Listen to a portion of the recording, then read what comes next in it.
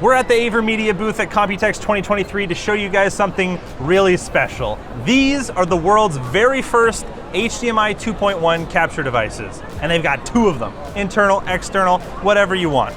Let's start with the internal one. This is like a traditional PCIe-based capture card. They call it the Live Gamer 4K 2.1 because, as I'm sure you can see, HDMI 2.1. On the back here, it's just those two HDMI ports. You've got in and out like any gaming capture card. That way you can have your monitor still visible while you're recording.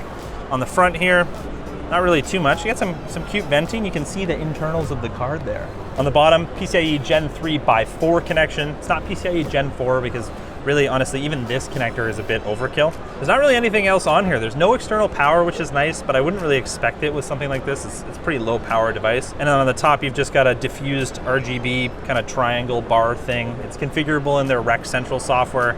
And I think they said it was also compatible with MSI stuff, which makes sense because this computer is just full of MSI stuff behind me. That's pretty much it physically. RGB really isn't what's important here though. What is those HDMI ports I talked about before. They're HDMI 2.1, and if that doesn't mean anything to you, it probably should. If you have a PlayStation 5 or an Xbox Series X or really any modern GeForce computer that you want to capture separately from the computer itself, you're gonna want HDMI 2.1. And if you have basically any other capture card, you're gonna be limited in theory to 4K 60 pass-through, which if you have a high refresh rate 4K monitor, it's gonna kind of suck. And then depending on lower resolutions, it's gonna kind of vary, but I imagine most of them are kind of like, you might be able to get 1440p 60 or 120 maybe, but this thing, 4K 144 hertz, variable refresh rate, HDR pass-through. You can do 1440p 144 hertz variable refresh rate pass-through. You can do 1080p 240 hertz variable refresh rate pass-through. Basically, whatever you plug into this thing, be it your Xbox or your PS5, you go into the settings and you look at the resolution thing, and it's going to be like check mark, check mark, check mark, check mark. As long as your display can do it, these things generally will support it. But PCIe capture cards are kind of annoying. Unless you're fully static and this is like your streaming PC or whatever, having to put this in there and not be able to be portable with it kind of sucks. But they know that. That's where this comes in.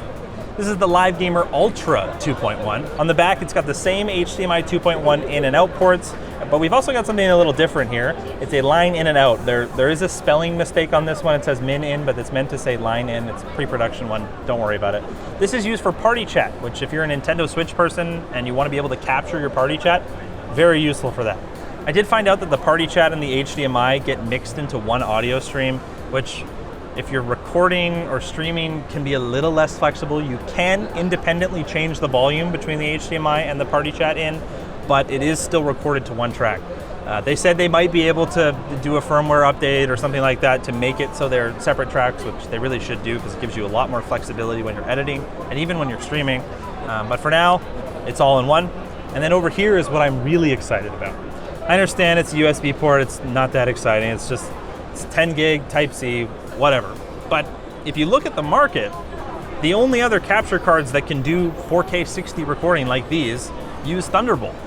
But this is just USB. If you don't have a laptop that has Thunderbolt, which I mean a lot of the modern ones do, but some of the older stuff doesn't, or if you're using, a computer, a lot of them don't have Thunderbolt. But most of them these days have USB 10 gig. So that means this is much more flexible than the previous generations. And if you looked at Thunderbolt capture cards, AVerMedia actually has one. There's something like $500. This is not $500, but we'll get to the price later. Around the front, RGB, of course. But other than that, there's nothing really on here. I mean, size-wise, it's a little bigger than their previous capture cards. They found one of their Live Gamer Minis. You can see the new one is a little bit thicker, but nothing crazy, honestly. They found one of their previous gen capture cards, the Live Gamer Extreme 3, just to compare the size here. It is a bit taller, but not by much. And then in terms of like width and height, it's almost the same. So still super portable, which is great. But what's a capture card without some capture? So let's try it. They actually let me take it out of this computer, so I'm gonna put it back in this computer. They've got this like PCIe extension here, so a little more finicky than usual. I forgot how much manual screwdrivers suck. LTTstore.com. I couldn't bring it on the plane, it's too long. There we go. Whoa, it does like a, did you see that? That was so cute. It does like a little like boot up sequence. The LEDs go slow, slow, fast. I'm a child, okay? Looks like it's on. It definitely can capture HDMI. I don't know if it can capture this segue to our sponsor. Thanks to Moment for sponsoring this video. Are you a creative looking to make sure you have the best gear to capture your vision? Moment is here to help, offering photo and video equipment for every occasion. Moment works with only the best brands such as Sony, Fujifilm, and Leica. They even produce their own high-quality gear. Click the link below to check out Moment and their carefully curated catalog of gear. Hey look, it's working. Oh, this is, what is this game? What the hell is this guy called? Devil May Cry, there we go. I played this game before, I just don't remember what it's called. I'm bad with names. Oh God. Oh God, that's not good. I mean, you can look at it right there. This variable refresh rate. This is the monitor showing what signal it's getting. We're going through the capture card. Variable refresh rate, it's working. They said it's a 4K 120 hertz monitor, so let's see. I don't really know how to PlayStation. Also, it's in Chinese, so. Okay, HDR is on. 4K. And I guess 120. Let's check out the display settings here. Test 1440p output. Variable refresh rate is set to automatic. 120 hertz set to automatic. HDR always on. Hey, look at that. The next screen test will be run. It's working on all of them, which is great. There we go, 1440p, 120 hertz, variable refresh rate working as well. Also with HDR. Now, in 1440p, the max you're gonna be able to do is 144 hertz for pass-through. At 1080p, you can do 240 hertz variable refresh rate. But there is a bit of a caveat there. That is the pass-through resolution. Because these cards are relatively inexpensive, you're looking at $300 for either the PCIe version or the external version, which compared to the other stuff on the market is pretty reasonable. You're not gonna be doing 4K 144 hertz recording, which to be honest, there's not a lot of use for that. There is professional equipment that can do higher bitrate video, like 8K 60, but that stuff is professional and also expensive and also doesn't have pass-through. So for pass-through, this is the best you're gonna get right now. They did say it is possible to make a card that records at 4K 144, but it would be pretty prohibitively expensive. And at least for the market right now, there's not a lot of demand. So maybe post in the comments if you want a $1,000 capture card that can do 4K 144 hertz and maybe they'll make it. But for right now, let's see. There we go, 4K 60 FPS. I can't go higher, which makes sense. Okay, so you can do 1440p 120. That's good. Let's see, how are we capturing it? Yeah, look at that. Cool. There's like black bars because OBS is set to a 4K canvas, but this is 1440p 120 recording, which is great. And then let's try 1080p. This might break stuff because the PlayStation is outputting at 1440p, but I'm just gonna try it anyways. Highest FPS, that's the option. I guess it makes sense that it can capture at a different resolution than the input. 640, yeah, let's try 640. Yeah, I mean, that works. It just looks like crap. It's very fast. I feel like when you're usually screwing around with capture card resolutions and frame rates, it's like gonna shut off for 5 minutes and turn back on. You gotta wait for it, but this is just right away because the recording is decoupled from the pass-through. This doesn't even flicker when you change it, which is pretty sick. Cool. Let's try their software and change the RGB. I lied, we're not in Rec Central. This is their gaming utility. We can go in here, RGB control. So by default, it's in third-party mode. I think they said it supports MSI and Gigabyte for now, but they're working on adding everybody else. But you can also just go in here and change it. So right now we're in rainbow mode. What about glowing yo-yo? Rainbow flash, that's rainbow flash. We've got comet. Oh, that's a seizure one. Static, static, that's what I like. This is very early software. I think I broke it. Oh, there we go, much better. I unbroke it. We get the input video signal, 1440p, 120 hertz, 8-bit HDR. The audio signal is there, shows the firmware version, shows all the max capture versions, USB 10 gig. They have a performance test tool in here, so if you're having issues with your capture card, say like you used not the proper USB cable or your computer's not fast enough, it literally says, if performance is poor, please upgrade your computer.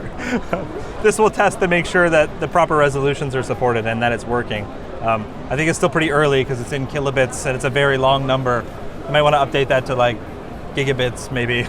It already supports multi-device, which is great. Oh, here, look, you can change the headset volume for party chat on the USB one. So you can change the volume separately, but again, it's still just gonna be one track. They've got RGB control, same thing with the scaling in here, and then the performance test. Hey, yeah, there we go. All of our resolutions are supported. I guess the last thing to do is to try the USB one. Pull that in, switch it to the Ultra, and there we go. We're in business. Let's try 4K on this one too, because I set the resolution weird. 4K, 60 recording. Sick. Oh, I want one of these. I want one of these. Can I take one home? Screen and video, resolution, 4K.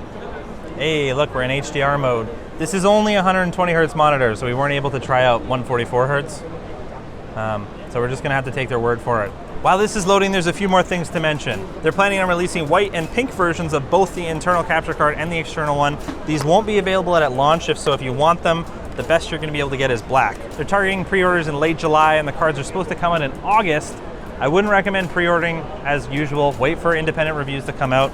But based on this first look, and my previous experience with AVerMedia capture cards, I'm very excited. Whoa, the fact that this is USB and has feature parity with the PCIe one, so sick. And for only 300 bucks, I want one. I can just take this one home, right? Something I forgot to mention earlier is you don't actually need software for these. You probably want something to capture with. You can use OBS or Rec Central, which is their software. But in terms of drivers, both the PCIe and the USB one are driverless. They're just UVC plug and play. On Mac, it's a little bit different story. You will probably need software or a driver. And they told me that the Ultra 2.1 is not yet supported on macOS, but it is coming soon. They're just trying to focus on getting the Windows one like 100% up to snuff before they work on that. So thanks for watching. If you like this video, like it, get subscribed, do whatever. And maybe check out the Minis forum video I did. I think that had USB 10 gig. You could plug this into the Minis forum and that could be like your streaming PC. Huh. Yeah, because it had a GPU too. You could use the GPU to encode. You don't even need to build two computers. You just have like a little one.